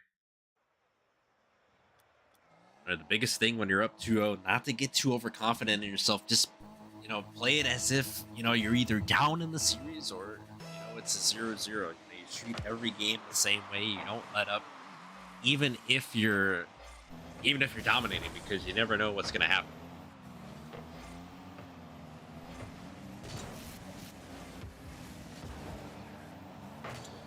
Slow roller saved by Taco Bell Legend, and the Comets know that this is going to be a must-win game for them, potentially, if they want to stay in the upper echelon of seeding, for sure. I mean, they might have knocked out Pacelli's chances to get a very high seed. But, I mean, with that head-to-head loss to St. Croix, things are going to look a little bit murky for Delavan-Darien. If they lose this game, they're definitely not going to be the number 2 seed. It might fall into the number 3, number 4, maybe the number 5. But we'll have to see. Maybe not number 5, because they have the head-to-head over St. Lawrence. That shot almost in for DB Savage, saved by Taco Bell Legend.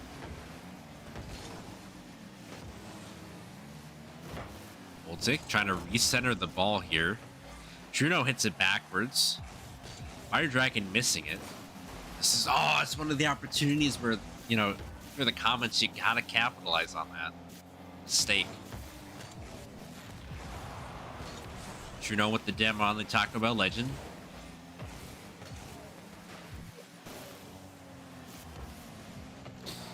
Taco Bell Legend. Oh, off the crossbar. No good.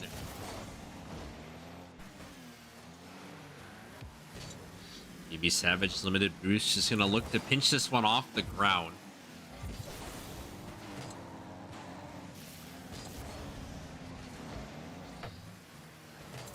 See what Barron can do on the defensive side. A little over 3 minutes and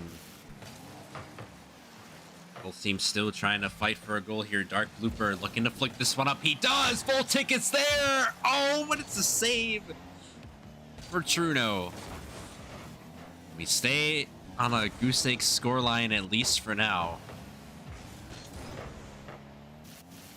Dark Blooper the center. Voltic just patiently waiting to charge at this wall. Misses the opportunity. Taco Bell Legend trying to recenter it. Recenters it one more time. Just constant pressure. Going against the Golden Gamers. If you're the Comets, you got to keep this pressure up, but you also have to find a way to get in the net as well. Maybe throw some demos in there. Truno, the pass gets cut off by a Comet defender.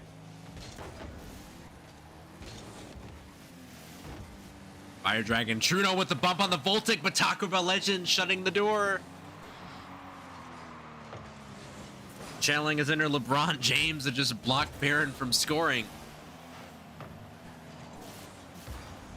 Truno, the backboard pass, but DB Savage not able to really jump on that.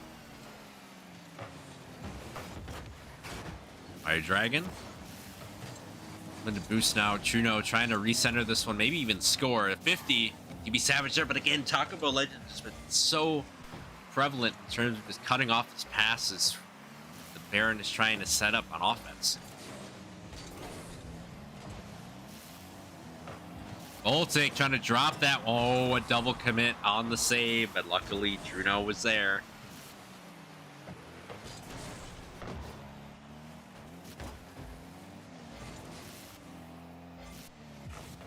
Delavan-Darien looking to center this one.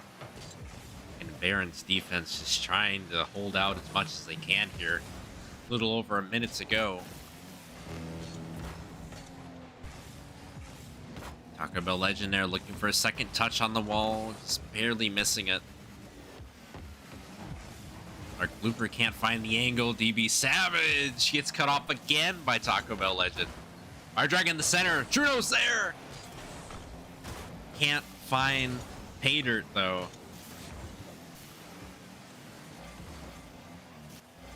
Fire Dragon, full tank of boost, gets it past one. Savage is down below. Is it through? No, it's not. Voltic the save. What a beautiful setup from Barron though.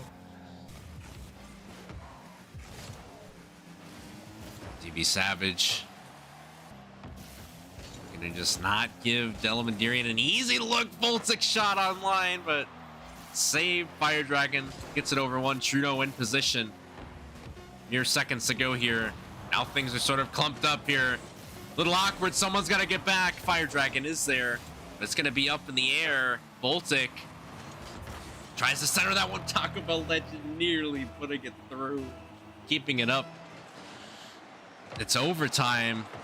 Goose egg overtime. Whoever had this on their bingo card, I mean, you're pretty lucky. Voltic with the demo. Or, excuse me, the save. That's a pass down to Fire Dragon from DB Savage. Fire Dragon looking to put it through with a flip reset, but Taco Bell Legend the save. And he's just been the unsung hero on defense for the Comets. He's been keeping them in this entire game 3. Taco Bell Legend the demo. Truno shot online. Dark Blooper with possibly the save of his life right there. DB Savage pops it up. Truno following.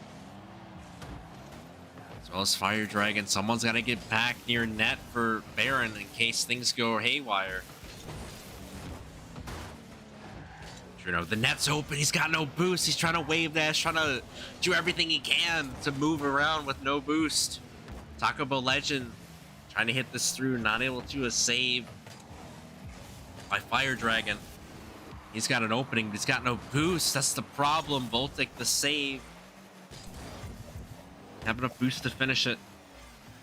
Savage collecting boost. Oh, it gets beat by Voltic. Voltic trying to pass it down again. DB Savage there. Fire Dragon looking to take a 50. Oh, Voltic. Oh, what a clear. Truno was coming. He sensed it. Truno, the pass back. Savage there, cut off by Taco Bell Legend again. Talk about legend, the center. Dark blooper. It's not in. Trudeau, the save. Voltic. Oh, what a 50 from Trudeau again. Dark blooper puts it through, and Delavan-Darien extends this game, or this series, I should say, to a game 4. Wow, what a goal!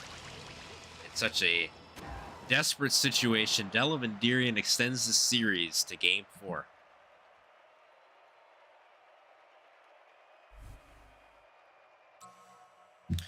And just when you thought Barron was going to have a little bit of leeway in this game 3, I mean, Delavan-Darien all over the place. I mean, hats off to Taco Bell Legend in that game 3. What a legendary performance. Pun intended for sure. I mean, 5 saves, 4 shots. I mean, he was just everywhere. Pressuring, cutting people off, just disrupting passes between the Barron players. But for Barron, look at this as an opportunity to sort of reset yourself here and, you know, just start chipping away at the net early like you did in game 1.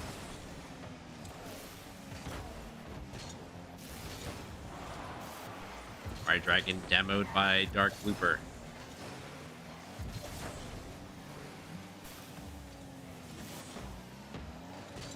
Trudeau missing the ball initially. Fire Dragon gets bumped off by Voltic, so now we're going to see that Delavan-Darien knows what to do here, but they can't leave the net open. DV Savage, boys. Scores for Barron within the first 33 seconds.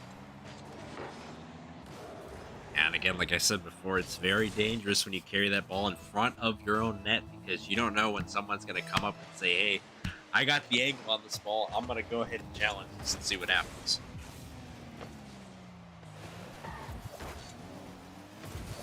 Dark Blooper, the hero of game 3, unable to put it through.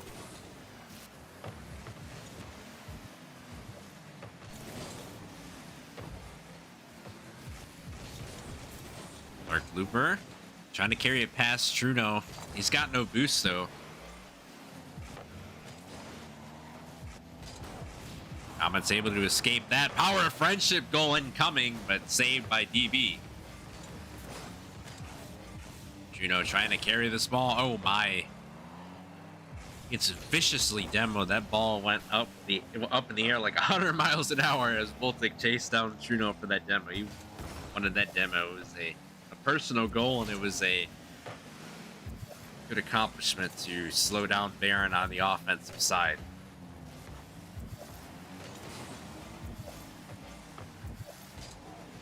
See Savage going up the right wall, not having the right angle for it. And, oh, that one nearly through for Fire Dragon. Barron needed that shot to go through.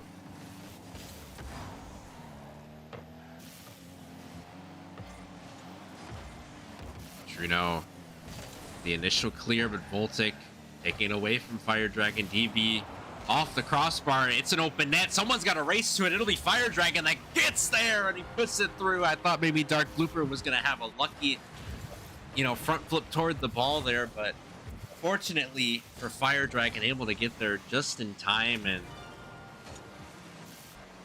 get it past Dark Blooper, and it's 2-0, 2:51 to play.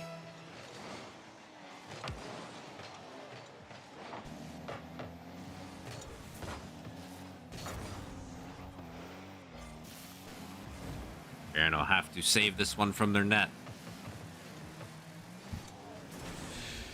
Fire Dragon limited boost, still putting it into Comet territory. DB Savage looking to go for a double. Dark Blooper not going to allow that to happen.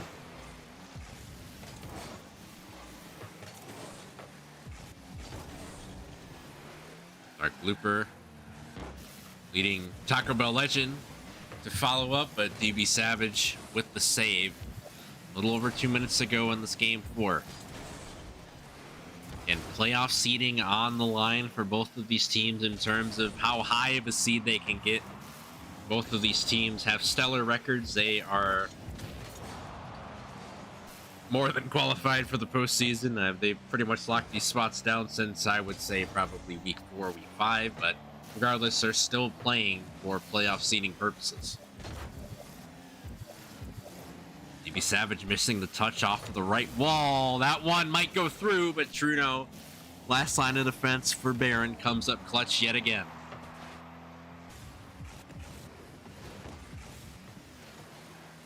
Fire Dragon flicks it over, finds the nets, and it's open. 3-0 for Barron. 1:26 to go. What a flick over Taco Bell legend. And still a lot of time left, though. I don't want to count out Delavan-Darien just yet.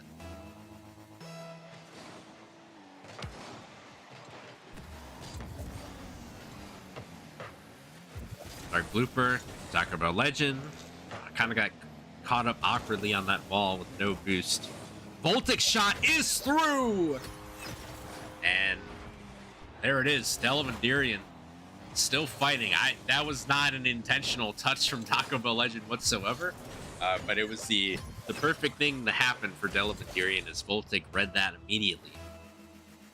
And the result is a score. Can't really complain too much about that. Kickoff going in favor of the Comets. Taco Bell legend missing the ball. Trino takes it away from Voltic. DB Savage gets beat by Dark Blooper, and that's the center, immediate center for the Comets, but no one jumping for it, surprisingly. Oh my goodness! 2 go for Barron. It doesn't matter. They send the house and Fire Dragon with the score. Fire Dragon and Truno just trying to make sure that one goes in. Fire Dragon got the initial touch on the ball. 4-1. 52 seconds, all out of what we saw in Game 1. That was Game 1's final score.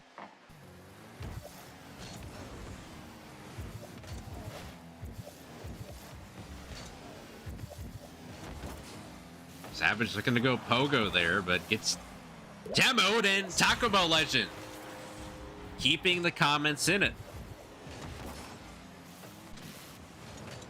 Great demo by Voltic. And I was really expecting Taco Bell legend to drop the hammer there, but 38 seconds to go here. Definitely not over yet. Especially if the kickoffs go in the favor of the Comets.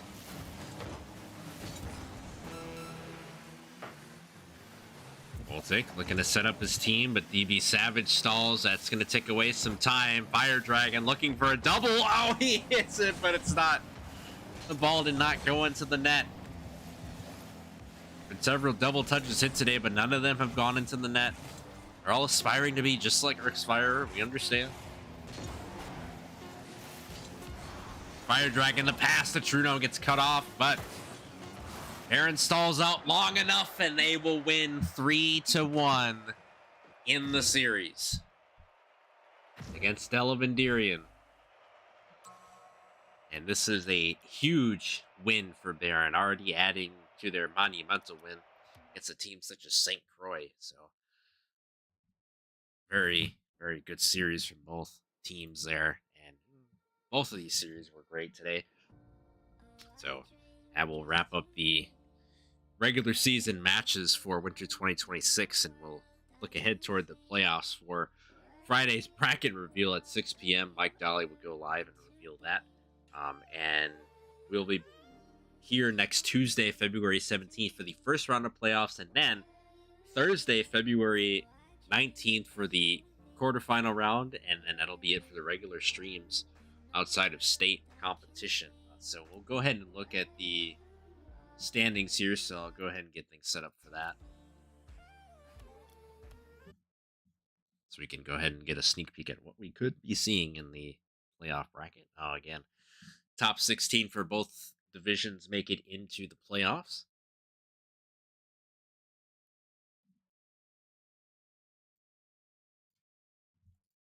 So we will see what has materialized within the last, I would say, hour and 40-ish minutes or so.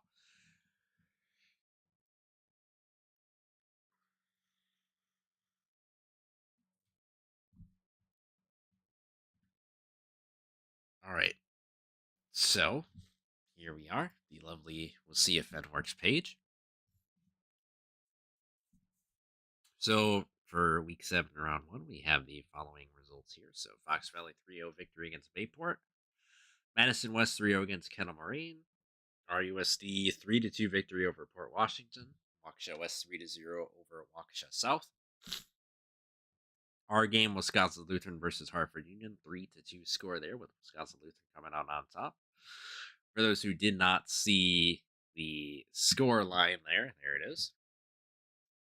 3-2 going in favor of Wisconsin Lutheran. Hartford Union coming back 6-5. Wisconsin Lutheran winning 4-3. Hartford Union 4-3. Wisconsin Lutheran 4-3. As close as you can get in a series for sure, between two teams fighting for the number 8 seed. So a lovely series for sure. Wausau West 3-0 against Whitefish Bay. Again, Whitefish Bay shorthanded today. Cedarburg 3-0 against Appleton East. Whitnall and Elkhorn awarded with forfeit wins. Division 2, Brookfield losing to Martin Luther 3-0. Thorpe with a 3-0 victory over Williams Bay. Rhinelander 3-0 win over Gibraltar. Sevastopol a 3-1 victory over Beloit. Delavan-Darien 3-2 against Pacelli. Go ahead and check that box score as well.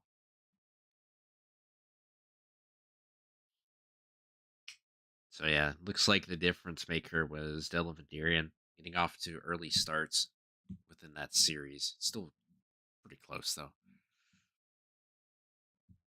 Not as close as our 4 p.m. though. St. Croix with a 3-0 victory over St. Lawrence, and Freedom 3-0 against Deerfield, and a slew of forfeit wins going to Barron, Little Wolf, Random Lake, and Watoma. Go to week 7, round 2. Wausau West 3-0 against Fox Valley. Waukesha West 3-1 against Madison West. Whitnall 3-2 against Appleton East. Wisconsin Lutheran 3-0 against Port Washington. Whitefish Bay 3-0 against RUSD. Hartford Union 3-0 against Bayport. Waukesha South 3-0 against Kettle Moraine. Forfeit wins for Cedarburg and Elkhorn. For Division 2, Pacelli 3-0 against Rhinelander. St. Lawrence 3-0 against Thorpe. Freedom 3-0 against Brookfield Academy. Our game, Barron 3-1 against Delavan-Darien. Gibraltar 3-0 versus Random Lake. Martin Luther 3-0 versus Deerfield. 3-0 victory for Watoma over Little Wolf, and then forfeit wins for Sevastopol, St. Croix, Williams Bay, and Beloit Turner. So we'll look at what the standings have at least for right now.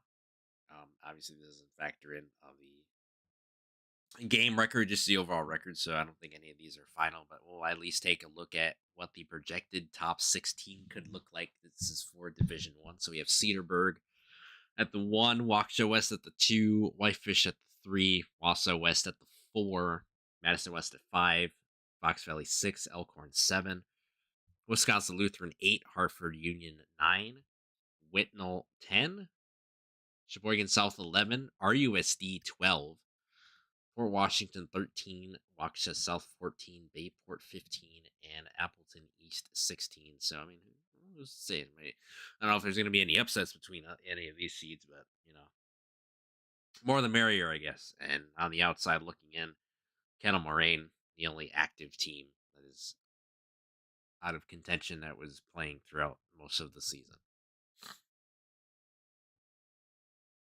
And then we will, I can just go down here. I forgot about that. Go to Division 2. Martin Luther, the number 1. St. Croix, the number 2. Barron, the number 2 as of right now. Delavan-Darien, the number 4. Sevastopol jumps up to the number 5. St. Lawrence Seminary to the number 6. Freedom 7. And again, these are going to be the final results. We'll have to do some calculations within Google Sheets, Wi-Fi, and Mike Dolly will handle that front of it. But it'll be interesting to find out the exact final results of this. Freedom at the 7 for now. Watoma 8, Pacelli 9, Brookfield Academy 10, Rhinelander 11. That's good on them for making playoffs in their first year for sure. Brookfield Academy, another young program too. Little Wolf at number 12, Beloit Turner 13, Deerfield 14, Thorpe 15, and Random Lake 16 with Williams Bay, Gibraltar, Nakusa, Phillips, and Stanley Boyd on the outside looking in. So, well, ladies and gentlemen, that will be all for our regular season coverage for the winter 2026 Wisco Rocket League season. Again, this Friday around 6 p.m., Mike Daly will go live to break down the brackets for both Division 1 Rocket League and Division 2 Rocket League. And we'll be back next week, Tuesday, for our first round playoff match. It'll be one match, one best of 5 matchup between either Division 1 or Division 2 playoff matchup that is happening within the first round. Then on Thursday, February 19th, we'll be here again for the quarterfinal. And then after that, we will not be live with any coverage until the Wisco RL State event, which will happen on February 28th at UW Green Bay. So, as always, I have been your fellow Wisco commentator, Anderson Jr. Always a pleasure to be here. See you all next week for some playoff action. So, have a good night.